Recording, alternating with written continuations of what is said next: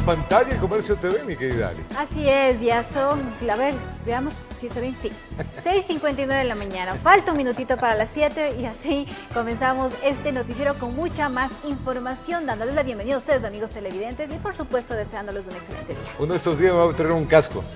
¿Así? Sí, me voy a subir en el helicóptero virtual, póngale por favor, y hay que poner un toc, toc, toc, toc, toc, toc, toc, toc, toc, toc, toc, y va a ver en pantalla eso. Ahí está la ciudad de Quito a esta hora. Mire usted, es nuestro helicóptero virtual, donde patrullamos cómo está el tráfico. Es el sur de la ciudad, desde la fábrica de plywood, ahí estamos viendo cómo todo semi-encendido. Hay zonas en las cuales, miren ustedes, vamos a irnos abajo. Esta es la fábrica Imesa, que es muy conocida en estos sectores del sur de la ciudad. Por acá tenemos algo de tráfico en las diferentes vías. Miren ustedes, el complejo judicial del sur tiene algo de tráfico. Ahí estamos viendo que acá, en esta zona, se está conflictuando el tráfico. Miren, ahí estamos viendo en estas vías, en la Morán Valverde, justamente en la Pedro Vicente Maldonado, siempre se enciende mucho el tráfico. Hemos bajado un poco el nivel de altura para poder visibilizar cuáles son las vías. Manglar Alto también tiene tráfico a esta hora. El sur siempre tiene mayor cantidad de congestión que el centro de la ciudad. La Cusubamba tiene pues tráfico occidente-oriente y también el Manglar Alto, estas zonas en las cuales pues usted puede divisar son parte roja. El rojo quiere decir de que hay tráfico. Ayapamba también, miren ustedes el Redondel, justamente el mercado mayorista tiene algo de tráfico, la Teniente Hugo Ortiz, y así diferentes zonas del sur de la ciudad vemos que se va encendiendo. Una ciudad grande como es Quito, ahí lo vemos. En esta zona, que es la que une a la Avenida Occidental o la Mariscal Sucre, también se está convirtiendo en un foco de tránsito a esta hora. Miren, si vamos caminando, estamos yendo ya hacia el norcentro de la ciudad de Quito, la General Miller. Aquí hay un foco de tránsito fuerte. Miren, ahí estamos viendo cómo el tráfico, pues en esta parte de la Mariscal Sucre, se convierte ya en un foco de incesante caminar, sobre todo de buses y autos pequeños. Miren, ahí estamos viendo toda esta zona. Mariscal Sucre tiene mucho, pero mucho tráfico, se une con la Alberto Enríquez y el tráfico continúa por la Marañón. Ahí estamos viendo, toda esta zona está conflictuada de tráfico. En el sur de la ciudad, la Occidental tiene, o la Mariscal Sucre, mucho tráfico en sus diferentes arterias. La 24 de mayo, el sector del Mercado del Tejar, también está con mucho tráfico, y esta vía ya se va hacia el norcentro de Quito y el centro de la ciudad. Miren, ahí está el centro, donde no hay mucho tráfico. El centro hoy día presenta más bien calma, pero si vamos hacia el norcentro de Quito, ahí estamos divisando, miren ustedes, son los túneles de San Juan, donde hay tráfico, sin duda. La Tegucigalpa también presenta tráfico, y de ahí bajamos a la Avenida Universitaria, donde nos unimos a la Avenida América, Avenida Universitaria, más abajo está la 10 de agosto, 18 de septiembre, la Porto Viejo también, vía que va al centro de la ciudad de Quito, tiene mucho tráfico, la Ayacucho también está con tráfico, y la 10 de agosto, que por zonas presenta tráfico. Miren ustedes, ahí está la Avenida América también, donde hay bastante tranquilidad. La Ulloa no presenta mayor problema, y si vamos divisando un poco más arriba, vamos a pedir que nos suban ahí a hacer una toma aérea distinta a la que estábamos mirando. Miren ustedes, ahí está el tráfico en las diferentes arterias de la ciudad de Quito, el rondel de José Martí. Ahí vamos viendo cómo se ha ido encendiendo la ciudad. En definitiva, no hay mucho tráfico en el centro norte. En el sur sí, Ali, en el sur hay mucho, pero mucho tráfico. Así que así está Quito, en sus diferentes arterias. Por el sur, mucho, pero mucho tráfico. Congestión, por favor. Insistimos en pedirles que sí, salgan quienes tienen que trabajar. Si no es necesario, por favor, todavía quédese en su casa. Hemos recibido también las declaraciones últimas del alcalde el día de ayer. Bueno, el alcalde ha dicho, quien ha manifestado que sí, que está complicada la situación en el sistema de salud acá en la capital. Así que se está estudiando ver qué otras medidas se tienen que tomar, porque ahí se están incrementando de manera bruta los contagios. Pero así que, ahí yo no favor, entiendo. Tener mucho cuidado. Ahí yo no entiendo. El ministro de Salud dice una cosa, el alcalde dice otra cosa. El ministro de Salud ayer nos dijo en entrevista que la pandemia ya había pasado y que pues él va a solicitar al COE nacional que se levante. Bueno, ¿cuál es la autoridad en este caso que tiene la última palabra? Esa es la pregunta. ¿Cuál es la realidad realmente que se está viviendo en la ciudad y en el país? ¿Cuál es la realidad? Eso es lo que queremos saber, creo que toda la ciudadanía. Bueno, en todo caso, lo que sí hay que hacer es tomar las medidas necesarias nosotros como ciudadanos responsables. Yo me remito a los hechos. Ayer el ministro dijo nada más que ya pasó la pandemia, ha dicho que va a pedir al COE Nacional que se levante las medidas. Eso es lo que dice el ministro, pues. Claro, pero digo que como ciudadanos tenemos que ser responsables porque en todo el mundo la pandemia no ha pasado. Entonces, eso hay que tomar las medidas. A veces la ciudadanía lastimosamente malinterpreta también las cosas y dice, si decimos que no ha pasado la pandemia, la gente va a pensar que en realidad ya pasó y no toma las medidas. Hay que siempre estar con mucha salud y por la de su familia, por favor, tomemos las medidas necesarias. Bueno, vamos a contarles que a través del decreto ejecutivo 1074, el primer mandatario Lenín Moreno emitió un nuevo estado de excepción en todo el país en el marco de la emergencia sanitaria por el COVID-19. Así lo informó la ministra de Gobierno María Paula Romo en su cuenta de Twitter. Entre las disposiciones de este decreto se mantiene la prohibición de los eventos públicos masivos, la limitación de tránsito como medida para mantener el aislamiento y distanciamiento social, y el Comité de Operaciones de Emergencia Nacional seguirá siendo el ente que determine los términos de ejecución de nuevas medidas conforme al color del semáforo de cada cantón.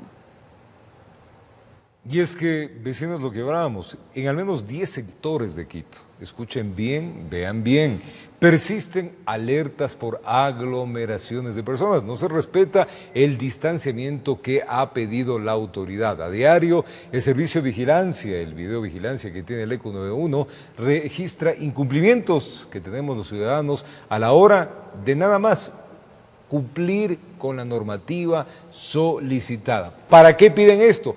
Para evitar la propagación del COVID-19 y que puedan colapsar los sistemas de salud. Veamos. Estas imágenes se proyectan a diario en las pantallas del Servicio Integrado de Videovigilancia. En varios sectores del sur, centro y norte de Quito se registran desde muy temprano puntos con aglomeración de personas. En los exteriores del mercado de San Roque, por ejemplo, pese a estar cerrado, decenas de personas en las veredas ofertan alimentos. Familias enteras caminan por la zona tomados de las manos y con carriolas de bebés, y respetando el 1,5 metros de distancia para evitar que el virus infecte a más personas. Según el director del ECO 911, Quito es la ciudad con mayor indisciplina frente al estado de emergencia que atraviesa el país. De las 34.000 aglomeraciones, ya cerca de 6.300 están en la ciudad de Quito. De las aglomeraciones de mercado, cerca de las 5.500 han estado en Quito, entonces pedimos colaboración ciudadana, ¿no?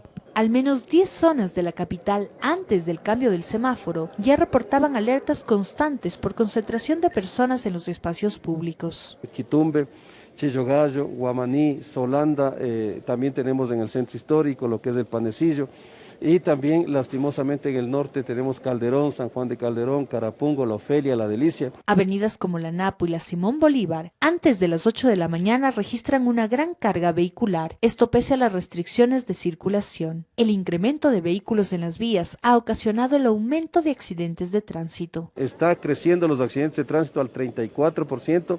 Y también la violencia civil. Mientras, en el Ecuador se reanudó el servicio de transporte interprovincial entre las zonas con semáforo amarillo y verde, excepto en Quito. Por las condiciones que estamos viviendo, porque aquí ir analizando esta semana, por lo tanto Quito iniciaría desde el 1 de julio. Cifras oficiales establecen que a escala nacional existen 128 cantones en semáforo amarillo y 2 cantones en semáforo verde. Es decir que cerca de 13 millones de ecuatorianos dejaron el confinamiento, informó Sofía Vintimilla. Y según el ministro de Salud, Juan Carlos Ceballos, asegura que la pandemia por el COVID en Ecuador está controlada, por lo que se debería levantar la declaratoria de emergencia sanitaria. Además, señala que esta emergencia ha servido para que los casos de corrupción se incrementen. No se va a mantener la declaratoria de emergencia.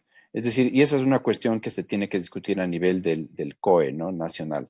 Esta afirmación del ministro de Salud, Juan Carlos Ceballos, está relacionada a varios factores como el de las compras públicas, con supuestos sobreprecios, procesos irregulares, que derivaron en auditorías en al menos 30 hospitales.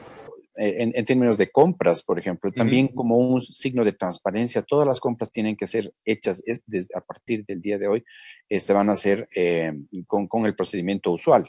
El mapa de denuncias y sospechas creció tan rápido como el de contagios y al mismo tiempo como el de recuperados, que hasta la fecha son 4.725.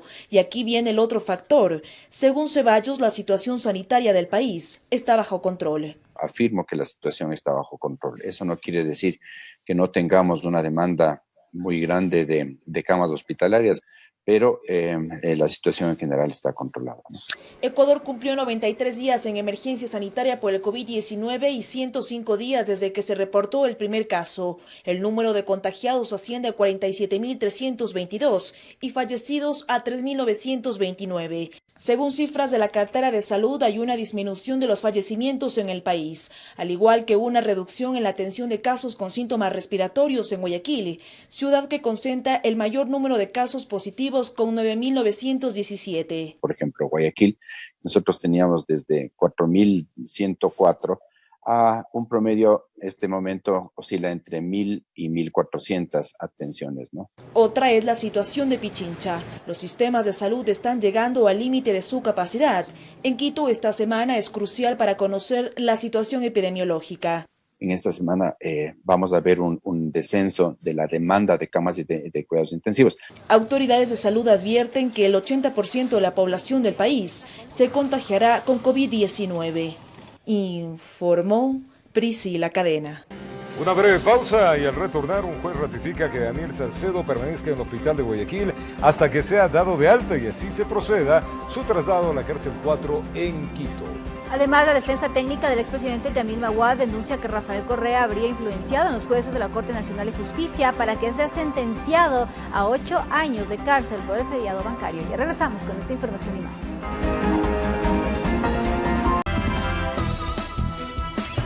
Muchas gracias por estar en nuestra sintonía. Un juez ratifica que Daniel Salcedo permanezca en el hospital de Guayaquil hasta que sea dado de alta y así se proceda a su traslado a la cárcel 4 de Quito. La madre del procesado por el presunto delito de peculado logró verlo en la sala de cuidados intensivos y asegura que está grave. Lunes por la mañana, familiares y amigos de Daniel Salcedo Bonilla realizaron un plantón en el exterior del hospital Guayaquil, entre ellos sus padres, que solo pedían que los dejaran pasar para ver a su hijo, quien es procesado por el supuesto delito de peculado, en una investigación que realiza la Fiscalía por compra de insumos médicos en el hospital del IES con sobreprecios. Pero solo su progenitora logró ingresar. Y después de unos minutos salió triste y preocupada. El doctor insistió para que por lo menos yo me acerque hasta donde estaba. Sí, le dejé su carta para cuando reaccione. A ella le indicaron que están haciendo todo lo posible para salvarle la vida, que está grave en el 6º piso de este sanatorio, en cuidados intensivos. Le van a hacer una nueva tomografía.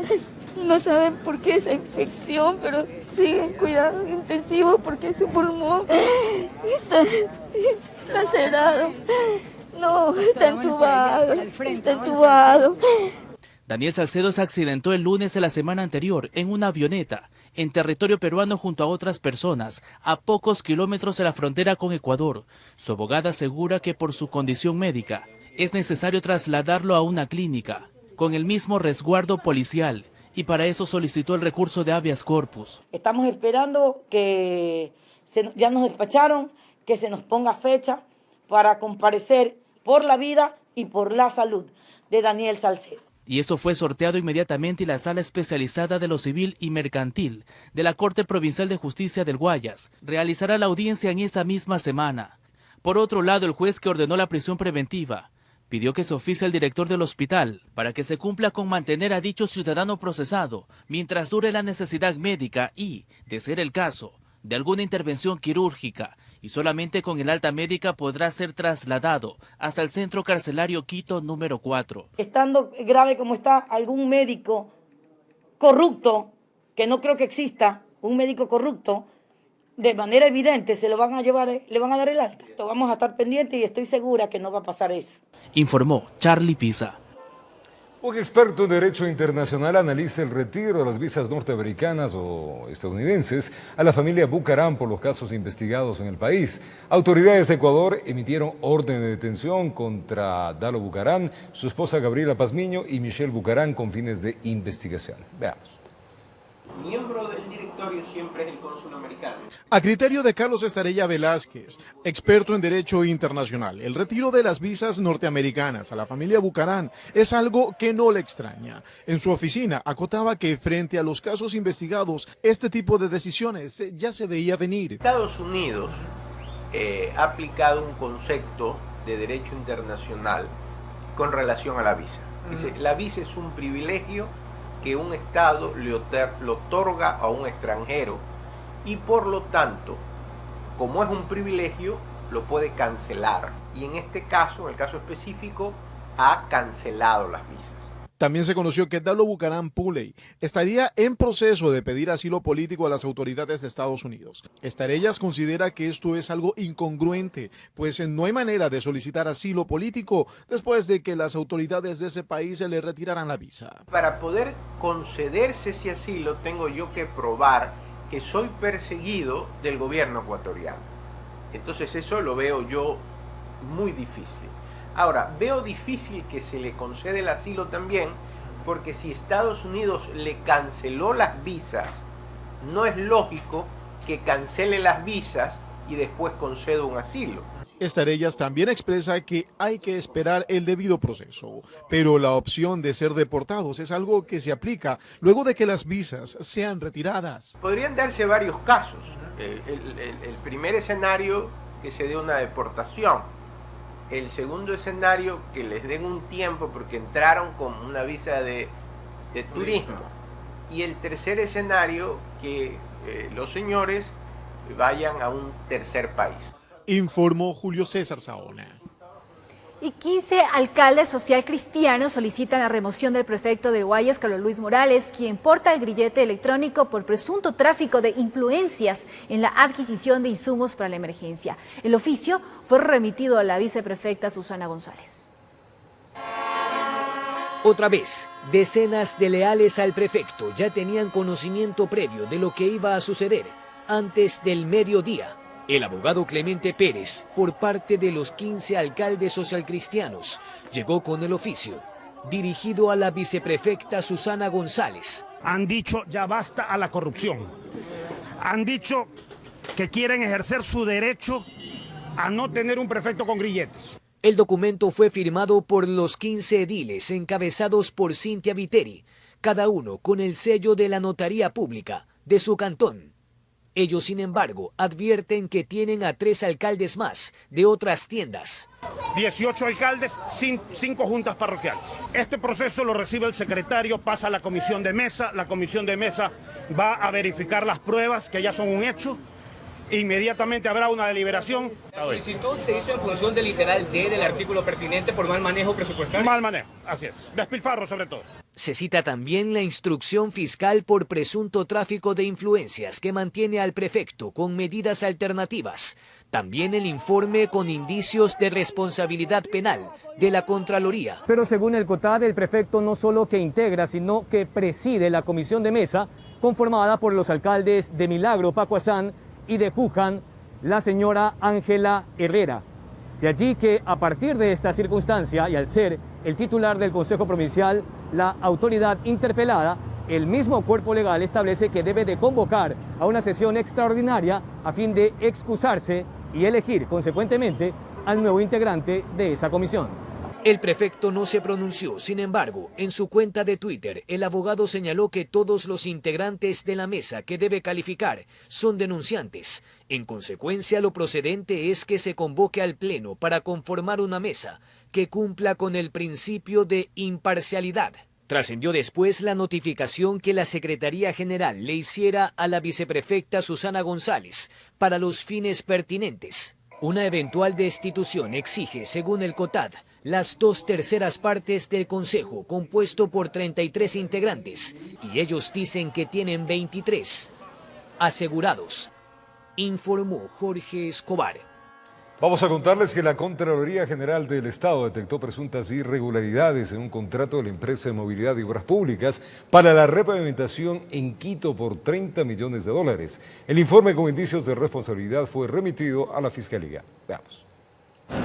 El plan de repavimentación continúa en Quito. Sin embargo, el contrato para esta obra, suscrito en el año 2019 por la empresa de movilidad y obras públicas bajo régimen especial, por un monto de más de 30 millones de dólares, está en la mira. La Contraloría General del Estado detectó presuntas irregularidades y la Fiscalía podría iniciar una investigación penal a funcionarios de dicha entidad municipal. Algunos meses nosotros habíamos de manera preocupados de lo que estaba pasando en la repavimentación. Yo mocioné que se oficie a la Contraloría General del Estado, que se haga un examen especial y sobre todo a profundidad en todo lo que es la parte técnica. El ente de control señala que después de suscrito el contrato, el consorcio Repavimentación Quito cedió a las compañías Geinco Cia Limitada y Erdoiza Crespo Construcciones una parte de la ejecución de los trabajos, debido a que no contaba con la capacidad operativa, a lo que el EMOP invitó directamente a Cuadra Compañía Insolution para que presente su oferta, lo que estaría vulnerando la ley de contratación pública. Algo que a mi criterio tiene que ser totalmente esclarecido. La Contraloría analizó el proceso de régimen especial para la pavimentación, repavimentación vial asfáltica y pavimento rígido. Halló que los funcionarios municipales no habrían justificado la conveniencia técnica y económica de la contratación directa. Señala que el EMOP no habría efectuado una comparación de la capacidad de la empresa invitada, es decir, Insolution, con otras empresas del mercado. Además, los pliegos de la obra se ajustarían a las características de la compañía adjudicada y se omitieron algunos requerimientos. Es necesario que exista una reforma profunda a la ley de contratación pública para eliminar estas figuras nefastas como la del régimen especial que favorecen a las empresas públicas y tratan de saltarse procesos de licitación. El alcalde Jorge Yunda en su cuenta de Twitter indicó que ratifica su total apertura para que los organismos de control y la Fiscalía hagan su trabajo y la justicia sancione de ser el caso. Este martes el Consejo Metropolitano pedirá explicaciones sobre el manejo de las empresas municipales. Informó Priscila Cadena. Iván León, juez de la Corte Nacional de Justicia, continuará al frente del caso contra Pablo Romero, director de la CNI. El hecho se da luego de que la recusación planteada por su defensa fuera negada. Una vez se negó la recusación planteada por Stalin Oviedo, abogado de Pablo Romero, exdirector de la Secretaría Nacional de Inteligencia SENAIN, solo se deberá esperar la fijación de hora y fecha para que se retome el juicio por secuestro en contra del activista político Fernando Balda. La resolución no es mala, pero tenía que estar enfocada al tema de fondo y sobre las alegaciones de esta defensa, que decía en relación a lo que significa la conexidad por coordinación de los procesos, más no de los delitos. La intención de la representación jurídica de Romero era que se desplace la competencia del juez Iván León por ser parte del caso Sobornos 2012-2016, invocando el artículo 572 numeral 6 del COIP, causas de excusa y recusación, dijo que el juzgador emitió juicios de valor sobre el anterior caso. La alegación de la defensa apuntaba a otro punto, que era la conexidad de procesos, no de delitos, y eso no resolvió la doctora jueza. De su parte, el juez nacional Iván León manifestó que la temporalidad en que se presentó la recusación feneció, por lo que no debía instalarse la audiencia. Según él, la demanda carece de sustento y buscó dilatar la causa. Informó Javier Rosero. 7:26 en la mañana, la defensa técnica del expresidente Yamil Maguad denunció que Rafael Correa habría influenciado en los jueces de la Corte Nacional de Justicia para que sea sentenciado a 8 años de cárcel por el feriado bancario de 1999. Ahora están a la espera que se lo declare inocente. Veamos.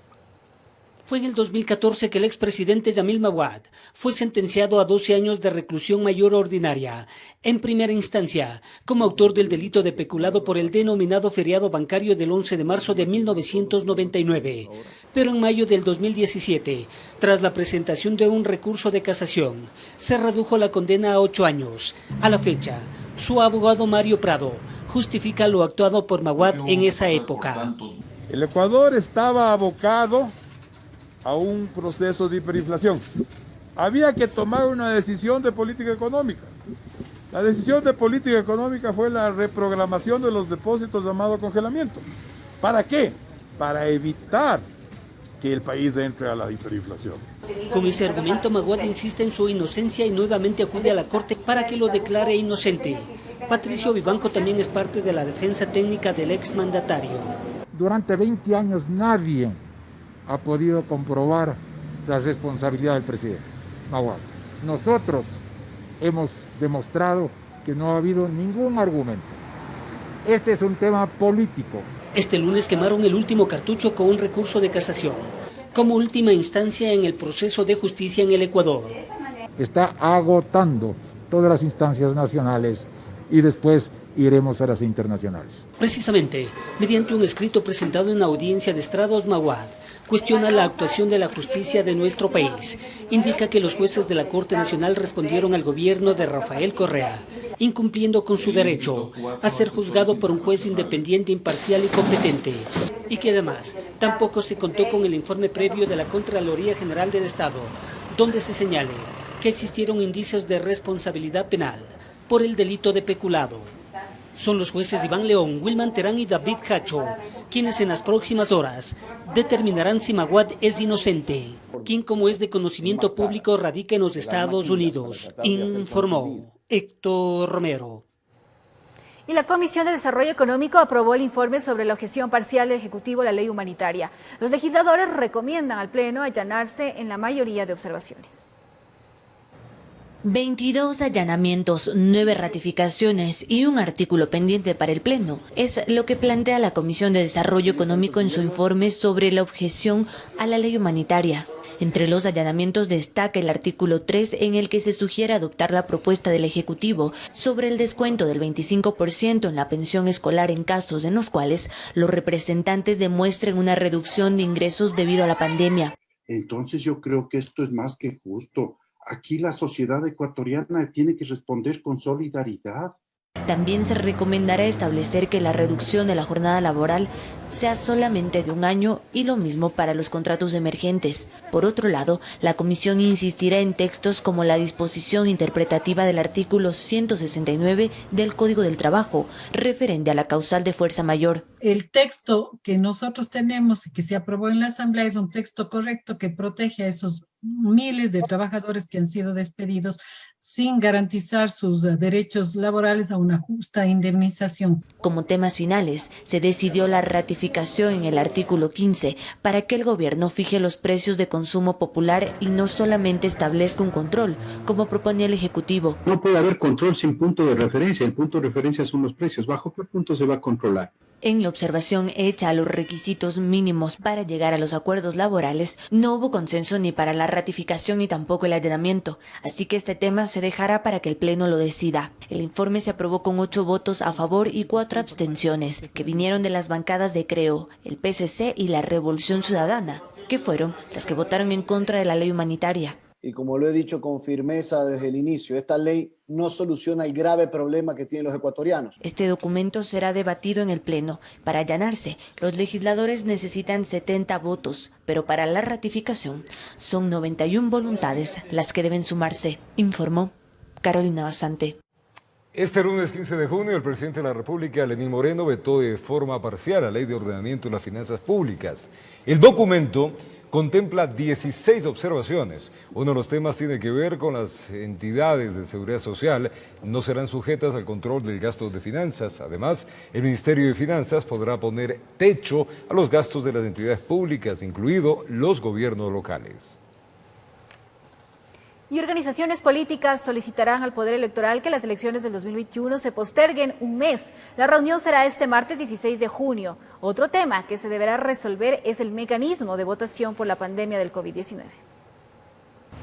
Este martes es decisivo para el Poder Electoral, una vez que se deberá definir si la fecha de las elecciones presidenciales y de asambleístas se mantiene para el 7 de febrero del 2021 o se cambia. Giovanni Atariguana, director de la Unidad Popular, habla de acuerdos entre las organizaciones políticas. El tema es que la primera vuelta, desde nuestro punto de vista, no debe darse el 7 de febrero, sino el 7 de marzo, para que haya los plazos suficientes para que las organizaciones políticas preparemos los cuadros, hagamos las elecciones primarias. Al respecto, el consejero José Cabrera es partidario de no modificar la fecha, porque de lo contrario se podía repetir la historia de las votaciones para autoridades seccionales. Que en los tiempos del contencioso eran diferentes a nuestros tiempos y al calendario, y fue causa de que se extienda el proceso tanto en Manabí como en Los Ríos. No podíamos dar los ganadores porque todavía había recursos que evacuar en el Tribunal Contencioso Electoral. En lo que se habría salido humo blanco es en el mecanismo de votación, dejando de lado la opción telemática. Tecnológicamente el país no está como para un proceso telemático. Hacer un experimento en un proceso electoral tan importante es muy delicado. Deberían ser un solo día, con más mesas, con más recintos, con menos electores por mesa y de forma presencial. Por supuesto, con todas las medidas de bioseguridad. Con todo esto, para este martes está previsto que el Tribunal Contencioso Electoral, Consejo Nacional Electoral y representantes de organizaciones políticas se reúnan para definir la fecha de las votaciones, informó Héctor Romero. Y es momento de irnos a una pausa comercial. Al retornar, desde este 15 de junio los vuelos internos se reanudaron ya en el Ecuador. Quito, Guayaquil y Cuenca nuevamente están conectados vía aérea. El taxismo y el transporte urbano de Quito rechazan que ellos sí deban realizar la revisión técnica vehicular que fue suspendida solamente en el Distrito Metropolitano de Quito. Tiempo de pausa, 7:33, ya venimos.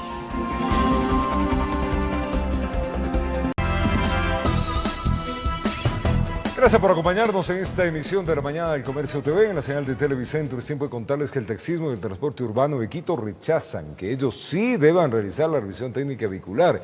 Esto luego de que las autoridades anunciaran la suspensión de este proceso para los privados. Además, este martes, o sea, este día, pues inicia la matriculación en línea. Le contamos. Luego que el municipio de Quito, a través de la Agencia Metropolitana de Tránsito, anunciara la suspensión de la revisión técnica vehicular en la capital para los vehículos privados y no para el transporte público y comercial, las reacciones del gremio no se hicieron esperar. No estamos nosotros de acuerdo que desde septiembre tengamos que cumplir hasta diciembre porque el tiempo no nos va a permitir alcanzar a hacerlo. La autorización que da la Agencia Nacional de Tránsito no discrimina a ninguna clase de transporte. Tanto Jorge Llanes, presidente de la Unión de Operadoras del Transporte Urbano de Quito, y Carlos Brunis, representante del taxismo de Pichincha, consideran que deben ser incluidos en esta medida. 77 días parados. Hoy trabajamos con el 40% de la flota, con una demanda que no cubre siquiera para el combustible. Y aparte de eso, tener que cancelar los $120 por concepto de la revisión. Realmente una cosa injusta, es una verdadera discriminación. Esperan dialogar con las autoridades, pues aseguran que la cantidad de vehículos que deben realizar este control mecánico en Quito sería considerable. En el Distrito Metropolitano de Quito somos alrededor de 30.000 taxis, pero aquí se suman las camionetas, el transporte escolar, el transporte turístico, también se suma el transporte pesado, el transporte público. Realmente va a ser un apretujamiento de personas, de autos, y eso puede ser el contagio. Si bien este proceso se suspendió para vehículos privados, la matriculación sí se deberá realizar.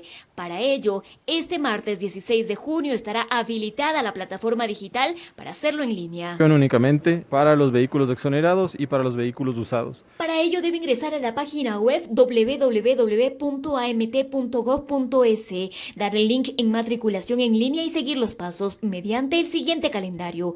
En junio, los vehículos con las placas terminadas en 5 y 2, julio 6 y 3, agosto 7 y 4, septiembre 8 y 2, octubre 9 y 3, noviembre 0 y 4 y en diciembre los rezagados. Los trámites que no podrá realizar en línea y debe acudir a los centros de matriculación del Bicentenario y Quitumbe son: traspaso de dominio, y las personas que tengan que hacer matriculación pero que no necesiten el permiso de circulación, que necesiten renovar o cambiar la especie. Todo esto se podrá realizar siempre y cuando haya cancelado el valor de la matrícula y las multas pendientes. Además, si no respeta el proceso de calendarización, se sancionará con $25. En Quito informó Adriana Rojas.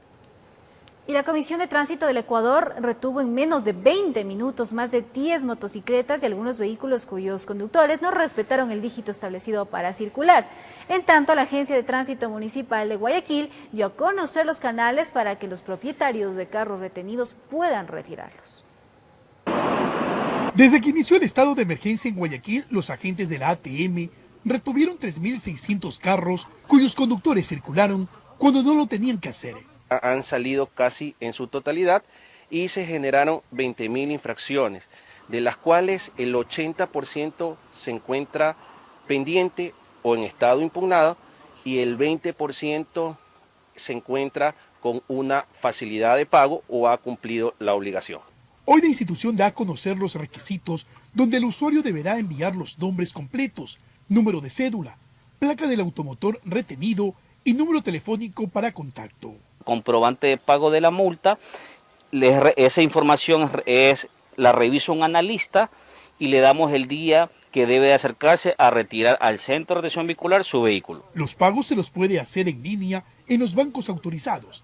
Recuerde que si su vehículo se encuentra en los centros de retención vehicular ubicados en la vía Daule o Los Vergeles, el usuario tendrá que realizar la petición al correo electrónico retiro.vehiculo@atm.gov.es, mientras que los carros que permanecen en los patios de Fertiza, Las Iguanas y SGS deberán enviar la solicitud al correo retiro.vehiculosfertiza@atm.gov.es.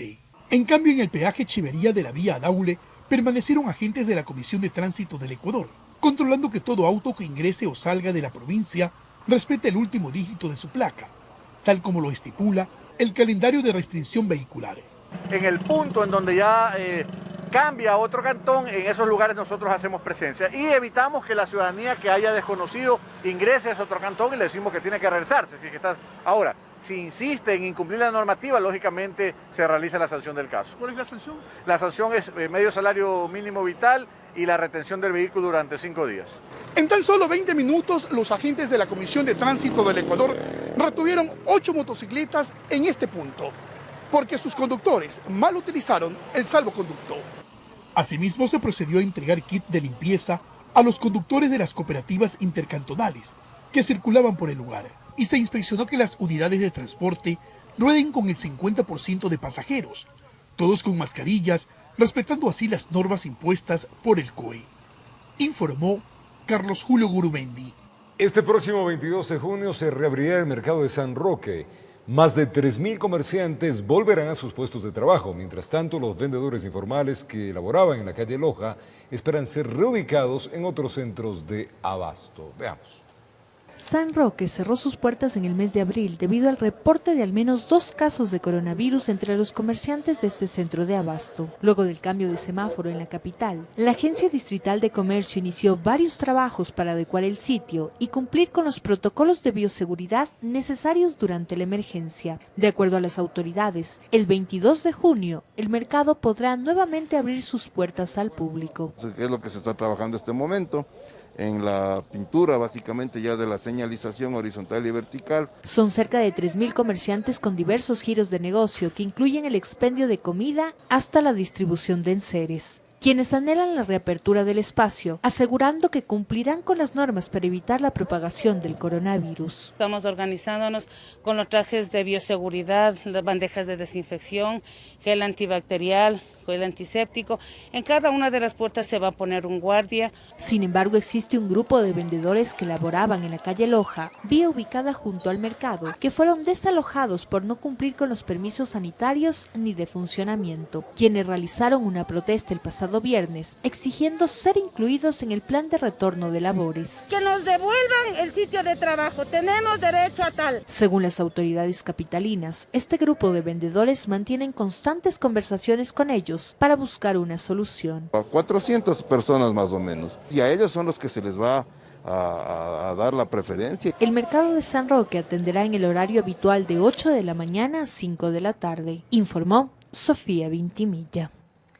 Y desde este lunes 15 de junio los vuelos internos se reanudaron en Ecuador. Quito, Guayaquil y Cuenca nuevamente están conectados vía aérea y para esto los aeropuertos y aerolíneas mantienen estrictas medidas de bioseguridad. La nueva normalidad ha generado una forma diferente de volar. En los aeropuertos está señalizada la distancia entre persona y persona. Se implementaron miles de puntos con gel desinfectante y más. Desinfección permanente, hemos colocado pantallas de vidrio en todas las áreas de mostradores donde hay contacto, donde puede haber contacto entre pasajero y personal de aerolínea. Y dentro del avión, la experiencia también dio un giro, empezando por las instrucciones. Ya no solo son las de seguridad, sino también de bioseguridad. Estamos poniendo énfasis en que todos los pasajeros tienen que usar mascarillas y esto es una medida de seguridad adicional para ellos. A bordo los asientos se ocupan todos, no hay distanciamiento social y explican por qué. Por dos motivos, la posición en la que están los pasajeros, todos mirando hacia el frente y uno detrás del otro, y la segunda, como les comentaba, los filtros EPA mantienen el aire del avión en calidad hospitalaria. El aire de la cabina rota cada 3 minutos. Al finalizar el vuelo y salir del avión se ha organizado de forma que se eviten aglomeraciones.